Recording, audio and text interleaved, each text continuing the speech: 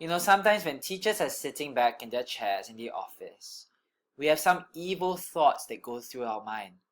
Thoughts like, I wonder what assignment I can design for my kids in class so that they come out feeling really tired. And so I could think of things like, making my students transport 400 liters of water up 25 floors, 100 meters, with the least energy possible. So imagine if Mr. Lim came to class one day with about 20 of these huge water canisters and asked you to carry it from the bottom floor all the way to the highest floor of our school with the least amount of energy. How would you do it? Well, it might seem pretty impossible, and of course I wouldn't do that, yeah. But this impossible task is something that is done by trees every single day. And I'll be showing you this video in the next lesson. Please remind me to show you this video. But you see, trees are very tall. We have trees that are 70 meters high. Then we have trees that are about 98 meters tall. And then the tallest trees can go all the way up to 115 meters. And these trees have to transport 40 liters of water up from their roots to their highest point every single day. And they do it quietly, silently. Do you realize that? Trees don't hardly make a single noise and they're able to do such a crazy task, transporting water upward. So how do plants transport such large volumes of water against gravity and seem to do it so effortlessly? So in a piece of cake style? Well, that's the question we'll be looking at in this video. So here are the learning objectives. We're going to be talking about how plants move water against gravity. We're going to talk about something called transpiration and transpiration pool. So here are the pages in your textbook to refer to. So how can water be moved upwards? Well, if you look around you in daily life, you will see many examples of water being moved upwards. For example, when you drink from a straw, you are moving water up the straw.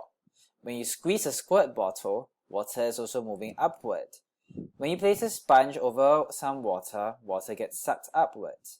This is chromatography, where you see water moving upwards the filter paper to separate your ink into different dyes. Then you got a syringe, where water can also be squirted upwards. And then it also can be sucked upwards, right? And then you got a fireman's hose. The water can also be pushed outwards. So I would like you to look at these examples and think about how they can be paired up. Which are the pairs that fit together? Alright, which are the pairs that there's 3 pairs here. You can match 2 pictures to each other. Pause the video for a while and try.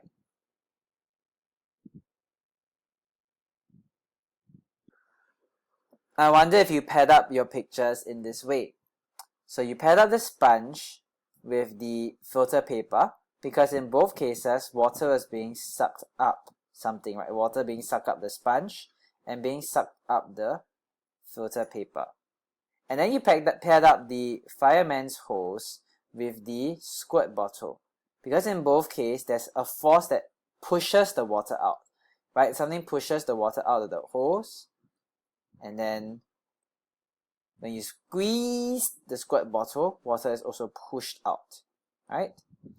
And then you probably also paired up the syringe with the straw, because in both cases, there's kind of a sucking force or pulling force, right? When I suck the straw, water is pulled up the straw, right? When I pull back this syringe, water is pulled into the syringe. Now it turns out that in plants, there are 3 ways that water is moved upwards. Okay? 3 ways water is moved up. And the first way is called capillary action. Capillary action is very similar to how water is sucked up the sponge, as we shall see. The second way is called root pressure, which is a pushing force, where water is pushed up from the roots upward to the leaves. And finally, transpiration pull, right? It's a pulling force, and we will see that in just a while. Now, there are 3 different methods that water is moved up, but the most important method is transpiration pull. So I'll be spending the most time on that. I'll be going through capillary action and root pressure very, very briefly. So what is capillary action? Well, it is the ability of water to move up a narrow space. Okay, for example, a narrow tube. So imagine if I place a straw, a very thin straw, near a basin of water. What you will notice is a very small amount of water climbing up the straw. Now the xylem is a very narrow tube. Okay, our xylem vessels, imagine the xylem vessels is also a very narrow tube. So when you put xylem vessel next to water, water will also kind of climb up the xylem vessel to a certain level. Now capillary action is due to adhesion between the water molecules and the surface of the tube. For example, surface of the straw or surface of the xylem.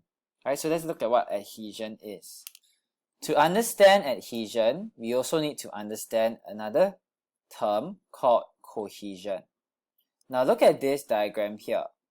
What you see here, these blue dots represent water molecules.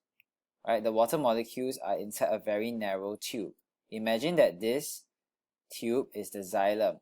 Alright, so these black lines here, they represent the walls of the xylem. Okay, now this diagram, what it shows you is that there's two types of forces. There's a kind of attractive force, attraction between the water molecules. We call that cohesion, right? Because it is between like molecules. So that means between water molecule and water molecule. That's called cohesion. There's another attractive force called adhesion. Adhesion is the attraction between different types of molecules. So for example, between water molecules and the walls of the xylem. Right? So this force here is called adhesion because it's between xylem and water molecules, while this force here between water molecules is called cohesion. Now capillary action happens because sometimes adhesion is stronger than cohesion. What do I mean? Now imagine if this force here is very strong, adhesion, that means between the water molecules attracted to the wall of the xylem. This force is so strong that it causes the water to be pulled upwards. Imagine if this force is very strong, it will cause the water to move upwards. Okay, so if adhesion is very strong, water will move up the tube by capillary action. Now, one interesting thing about capillary action is that the smaller the tube, or the smaller the diameter of the tube, the thinner the tube, the higher the water can rise by capillary action. So for example, because xylem vessels are very, very, very thin, okay, capillary action can actually bring water up by quite a distance. But it is limited to 10 meters. That means capillary action can only bring water up to about 10 meters and no further. Next, we have root pressure.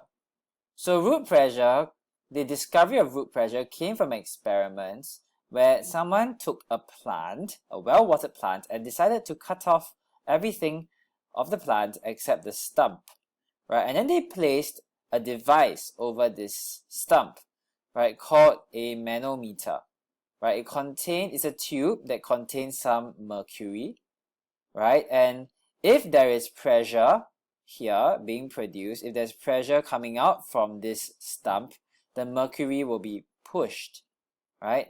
And this pressure will cause the mercury to be pushed, causing this level to rise. Okay, so that's how this device works. So they did this experiment and they found that there is a pressure coming out from this stump, right? Water is kind of being pushed upwards from this stump. And that pressure that pushes water up, people called it root pressure. So it is root pressure that causes the water to be pushed upward. So how does root pressure work? Well, this is how people think root pressure might work. Okay, so here's our diagram. Here's the xylem over here. Now, they think that it begins when ions are transported into the xylem by active transport. So imagine ions are being pumped into the xylem by active transport. right? And this lowers the water potential of the xylem because there's many ions inside here now. Now what happens next is water moves into the xylem by osmosis, right? Because now the water potential is very low in the xylem, water will move into the xylem. And imagine lots and lots of water moving into the xylem. This builds up a pressure in the xylem. And this pressure is called root pressure. So it's like so much water here being squeezed here that it wants to be squeezed upward, right? And that upward pressure is called root pressure. Okay, so that's how people think root pressure works. So here's a summary of what we've seen so far. We've seen capillary action and we've seen root pressure. However, capillary action could only raise water up, could only move water up by about 10 meters and no further. And what people have found is that root pressure can only move water up by about 50 meters and no further. Do you see a problem with this? Remember how our trees were very tall. Some trees were even as tall as 100 meters. For such trees, capillary action and root pressure, is it enough?